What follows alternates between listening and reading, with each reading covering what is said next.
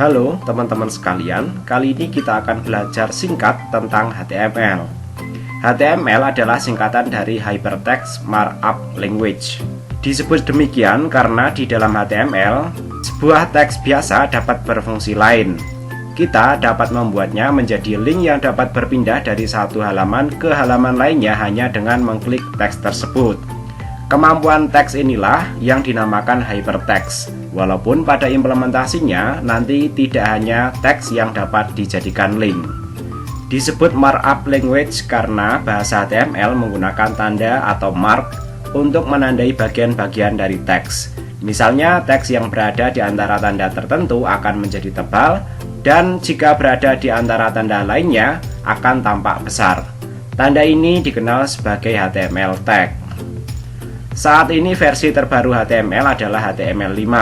HTML5 berisi beberapa fitur baru, tetapi tetap membawa mayoritas fitur dari HTML sebelumnya, yakni HTML4 dan XHTML.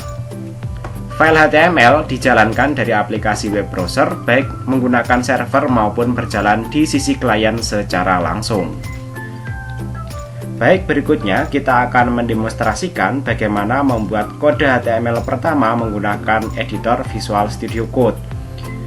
Di halaman proyek kita bisa langsung klik New File, kemudian bisa kita tuliskan nama file yang akan kita buat. Misalnya ini adalah kode HTML pertama, ekstensinya HTML, jangan lupa. Kemudian dalam editor Visual Studio Code kita bisa langsung panggil HTML seperti ini. Kemudian kita pilih HTML.25 dan kita tekan Tab. Maka kita akan mendapatkan struktur kode HTML dasar seperti ini.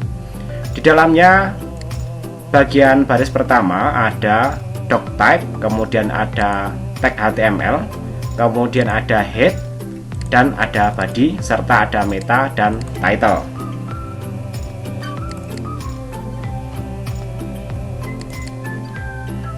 Nah, doctype ini atau DTD adalah singkatan dari Document Type Declaration. Ini fungsinya untuk memberitahu kepada web browser bahwa dokumen yang akan diproses adalah HTML.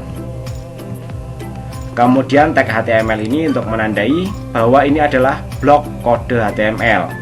Kemudian bagian head ini akan menginformasikan bagian kepala mengenai dokumen HTML yang akan dibuat. Nanti di sini ada metadata dan ada title-nya yang akan tampil di sisi atas browser.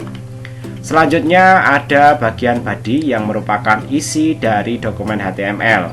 Nah, di sini contohnya tulisan tanpa tag, kemudian berikutnya menggunakan tag paragraf P ya, dimana kalau kita menuliskan kode dengan pemisah baris menggunakan paragraf P, maka tulisan berikutnya akan ditampilkan pada baris berikutnya. Nanti akan berbeda dengan tulisan yang tampil di sisi sini.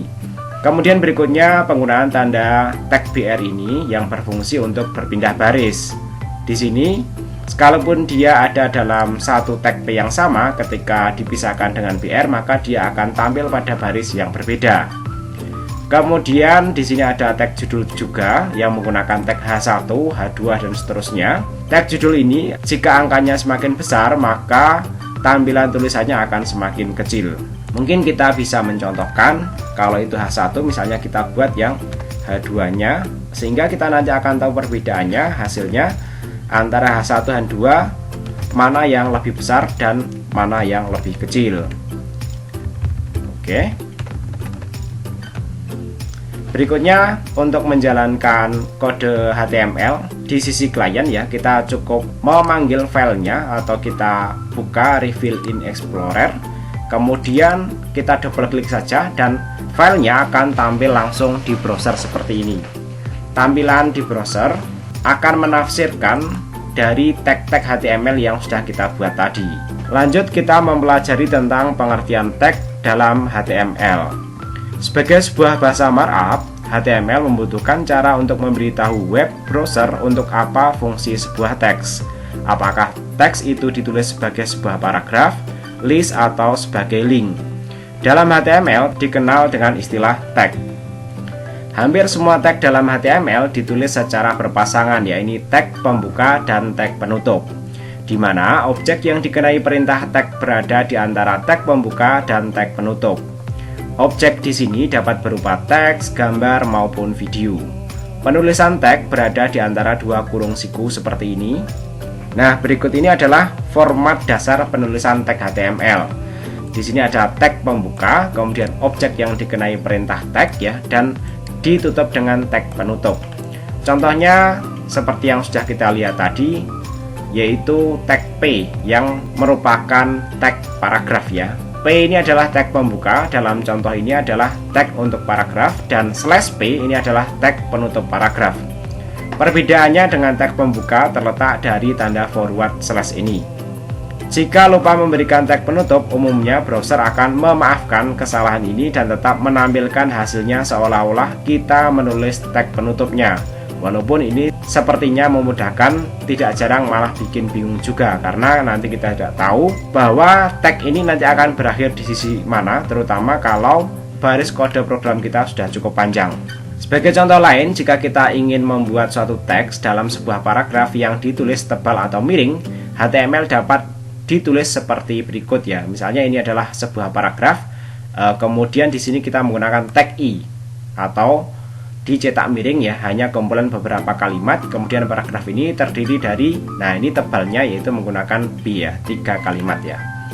Hasil kode HTML tadi diterjemahkan oleh browser menjadi seperti ini ya. Ini adalah sebuah paragraf, tidak lain dari kumpulan beberapa kalimat. Paragraf ini terdiri dari 3 kalimat. Tag I pada kode HTML tadi memberikan perintah kepada browser untuk menampilkan teks secara garis miring, I itu singkatan italik, dan B itu singkatan dari bold. Terdapat pengecualian beberapa tag yang tidak berpasangan. Nanti ada BR untuk break atau pindah baris, ada juga HR untuk horizontal line atau garis horizontal. Tag ini dikenal juga dengan sebutan self closing atau void tag. Untuk penulisannya bisa ditulis dengan BR ataupun BR slash. HTML tidak case sensitif juga, dalam artian penulisan P dengan kecil seperti ini atau P dengan besar seperti ini nanti akan dianggap sama. Pada awal kemunculan HTML, programmer web umumnya menggunakan huruf besar untuk seluruh tag agar membedakan teks yang berupa isi dari web. Namun varian HTML, XHTML mewajibkan huruf kecil untuk semua tagnya. Dalam HTML5, aturan ini kembali tidak diharuskan, akan tetapi kebiasaan web programmer saat ini adalah menggunakan huruf kecil untuk seluruh tag HTML. Selanjutnya mengenai elemen dalam HTML. Elemen adalah isi dari tag yang berada di antara tag pembuka dan tag penutup, termasuk tag itu sendiri dan atribut yang dimilikinya jika ada. Sebagai contoh, perhatikan kode HTML berikut ya. Misalnya di sini adalah P, kemudian diakhiri dengan slash P ya. Pada contoh ini, P ini adalah tag sebuah paragraf, dan ini adalah elemen dari tag HTML. Elemen tidak hanya berisi teks, namun juga bisa berisi tag lainnya ya. Misalnya kita memberikan tag EM ini, artinya EM ini adalah elemen dari tag P ya. Dari contoh EM paragraf EM ini ya, merupakan elemen P. Dalam pembahasan tentang HTML, tidak jarang istilah tag atau elemen saling dipertukarkan. Jadi kita tidak perlu berdebat soal itu. Yang pasti antara tag dan elemen HTML ini nanti kita gunakan untuk membedakan mana yang merupakan penanda dan mana yang merupakan konten dari HTML. Selanjutnya mengenai atribut. Atribut adalah informasi tambahan yang diberikan kepada tag. Informasi ini bisa berupa instruksi untuk warna dari teks, besar huruf dari teks, dan lain sebagainya. Setiap atribut memiliki pasangan nama dan nilai atau value yang ditulis dengan name sama dengan value. Value ini nanti diapit tanda kutip, boleh menggunakan tanda kutip satu ataupun kutip ganda. Contohnya kita bisa melihat seperti ini ya. Misalnya ini sebuah link ya, kemudian diarahkan ke halaman misalnya blog ini ya. Dan ini tulisan linknya ya. Pada kode HTML tadi, href ini ya adalah atribut ya, atribut dari tag link ini ya. Href merupakan nama dari atribut ya, dan alamat web yang dituju ini adalah value atau nilai dari atribut tersebut. Tidak semua tag membutuhkan atribut, tapi kita akan sering melihat sebuah tag dengan atribut. terutama atribut ID dan kelas yang sering digunakan untuk memanipulasi halaman web menggunakan CSS ataupun JavaScript yang akan kita pelajari ke depannya. HTML memiliki banyak atribut yang beberapa diantaranya hanya cocok untuk tag tertentu saja. Sebagai contoh, atribut href diantaranya digunakan untuk tag A saja, dan nanti ada banyak contoh yang lainnya juga. Selanjutnya yang perlu kita pelajari yaitu tag list ya. Tag list ini nanti ada dua macam, yaitu order list dan unordered list. Untuk order list nanti akan menampilkan list dalam urutan angka ya, sedangkan unordered list itu nanti dalam urutan balet ya. Jadi kalau kita membuat order list ya, kita menggunakan tag OL ini ya, kemudian listnya kita menggunakan LI seperti ini ya. Nah, dan di sini bisa judulnya kita bisa misalnya menggunakan H1 ya, sedangkan yang satunya kita gunakan misalnya menggunakan H1 juga ya, dan menampilkan unordered list ya. Untuk tampilannya bisa kita jalankan kurang lebih nanti akan seperti berikut ya. Nah, di sini menggunakan list atau daftar yang menggunakan angka ya, sedangkan yang di sini daftar yang tidak menggunakan angka ya. Lanjut tag link ya. Untuk tag link ya, seperti yang sudah kita bahas tadi ya, itu nanti kita bisa memberikan atribut href ya, dan nilai atribut seperti ini ya. Kemudian link ini nanti ada dua macam atribut yang bisa diberikan. Yang seperti ini itu adalah link dengan value alamat absolut, sedangkan yang seperti ini adalah value dengan alamat relatif. Maksudnya adalah alamat absolut ini alamatnya bisa dikunjungi secara langsung, sedangkan alamat relatif itu berdasarkan tempat di mana file yang memiliki link tersebut disimpan. Karena di sini file kita ya, tag link ini kita simpan bersamaan dengan file 2 kode HTML pertama ini, maka link ini hanya akan menuju ke halaman ini, tidak bisa menuju ke halaman luar yang sifatnya absolut. Mungkin bisa kita demonstrasikan agar teman-teman memiliki gambaran lebih jelas ya. Oke, misalnya tag link ini kita jalankan ya. Kalau kita klik ya, dia akan menuju ke halaman sini ya. Sedangkan kalau yang ini kalau kita klik ya, dia hanya akan menuju halaman yang ada dalam satu folder yang sama. Tapi kalau itu di luar folder yang sama, maka halaman tersebut tidak akan bisa dikunjungi ya. Lanjut, kita belajar menampilkan gambar ya. Untuk menampilkan gambar kita bisa menggunakan tag img ini ya. Tag img juga tanpa tag penutup ya. Untuk atributnya nanti bisa ada src. Src itu nanti akan memberikan informasi di mana gambar yang akan di-load ya. Misalnya di sini kita punya gambar Windows Jelly PNG ya. Nah, ini kurang Y ya. Kemudian height-nya ini adalah tingginya, kemudian width-nya ini adalah lebarnya, bisa kita atur ya. Kemudian ALT ini adalah singkatan dari Alternative Description, di mana ALT digunakan untuk keterangan dari gambar jika gambar tersebut gagal ditampilkan oleh browser, atau jika browser telah disetting untuk tidak menampilkan gambar. Bisa kita lihat hasilnya untuk memperjelas pemahaman kita. Nah, misalnya nanti tampilannya akan seperti ini. Kemudian contohnya ketika gambarnya gagal di-load ya, maka nanti tulisan ini akan tampil di browser kita. Nah, misalnya nanti akan seperti ini ya, tampil tulisan Windows Jelly karena kita salah meload nama filenya ya.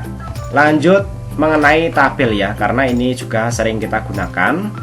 Untuk tabel ya, kita membuatnya dengan membuat tag tabel ya, seperti ini ya, dan diakhiri dengan end tag tabel ya. Kemudian atribut tag tabel itu nanti bisa ada border ya, berisi angka yang menandai ketebalan dari tabel, garis tabel tersebut. Kemudian cell paddingnya. Nah, di sini ada keterangan cell padding ini digunakan untuk mengatur jarak dari border di sisi dalam tabel dengan isi teks tabel itu sendiri ya. Sedangkan cell spacing ini digunakan untuk mengatur jarak antara garis tepi atau border bagian dalam dan luarnya ya. Nah, di sini misalnya bisa kita contohkan misalnya 00 dulu ya, sehingga kita bisa melihat hasil defaultnya dari tabel tanpa atribut tersebut itu apa. Kemudian nanti kita coba lakukan setting yang kita perlukan ya. Kemudian untuk membuat baris baru kita menggunakan TR ini ya. Untuk membuat judul kita menggunakan tag TH. Untuk baris-baris berikutnya kita bisa menggunakan TR, dan kolom-kolomnya bisa kita tulis dengan menggunakan tag TD ini. Nah, kalau kita ingin menggabungkan dua kolom, kita bisa menggunakan call span ini ya. Sehingga nanti pada baris pertama ini ya, dua kolom terakhir ini akan digabungkan ya. Sedangkan untuk menggabungkan baris kita bisa menggunakan row span ini ya. Sehingga nanti pada baris ke 1, 2, 3, 4 ya, dan baris kelima itu nanti akan digabungkan ya kolomnya, yaitu pada kolom yang ketiga ya. Sehingga nanti hasilnya kurang lebih akan seperti ini ya. Bisa kita lihat ya. Nah, di sini karena tadi bordernya kita isi 0, tidak ada garis dari tabelnya. Oke, eksperimen kemudian kita lanjutkan, misalnya bordernya kita isi 2 ya. Hasilnya kurang lebih nanti akan seperti ini. Nah, ini ada garisnya ya. Kalau sel paddingnya kita rubah menjadi 3 ya, kita lihat hasilnya. Sel padding tadi untuk mengatur jarak border sisi dalam tabel dengan isi teks dari tabel itu sendiri ya. Nah, nanti hasilnya jarak antara teks dengan garisnya akan lebih lebar ya. Kemudian berikutnya cell spacingnya ini ya. Kalau kita masukkan misalnya 5 ya, sebelumnya seperti ini ya, kita reload ya, maka jarak antara sisi tepi dari garis tabelnya itu akan lebih lebar ya. Kemudian kalau kita lihat tadi kita menggabungkan dua kolom pada baris pertama ya, hasilnya nanti seperti ini ya.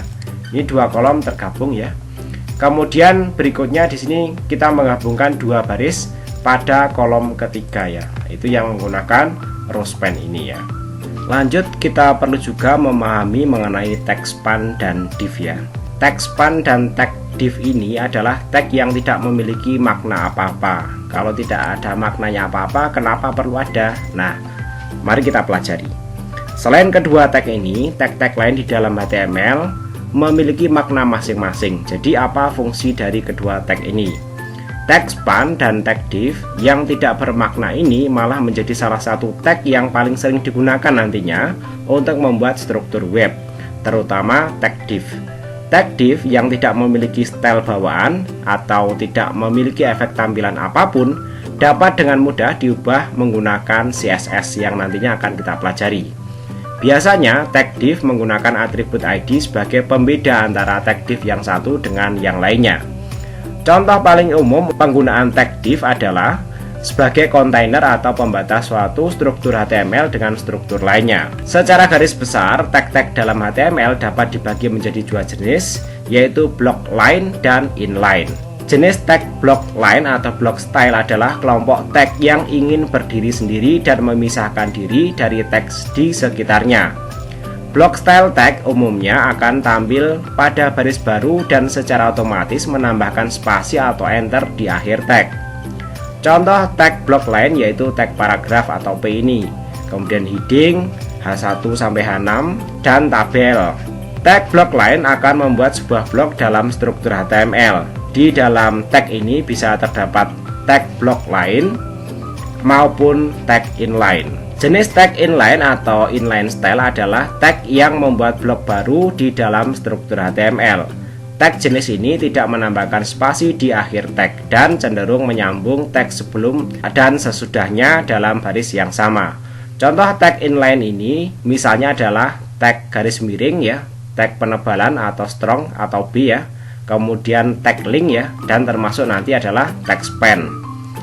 Tag div termasuk ke dalam jenis block line, sedangkan tag span termasuk ke dalam inline tag. Nah, contohnya nanti kurang lebih seperti ini ya. Misalnya kita punya sebuah halaman HTML ya. Di sini kita update dengan div ya. Ada informasi judul dari webnya ya. Kemudian ada menunya.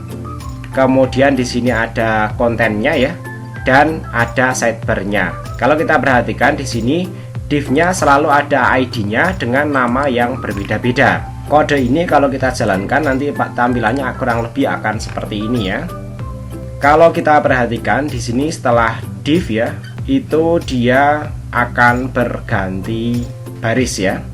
Lebih lanjut nanti kita akan mempelajari mengenai tag div dan span ini ketika kita masuk pembelajaran mengenai CSS. Sampai di sini yang perlu kita pahami adalah tag div ini merupakan tag yang tidak bermakna apa-apa, tapi nanti akan menyebabkan elemen yang dikurung di dalamnya berpindah baris terhadap elemen atau kode yang diapit dengan tag berikutnya. Sedangkan yang tag span itu nanti tetap ada dalam satu baris yang sama. Demikian panduan singkat ini, mudah-mudahan gampang dipahami dan bermanfaat.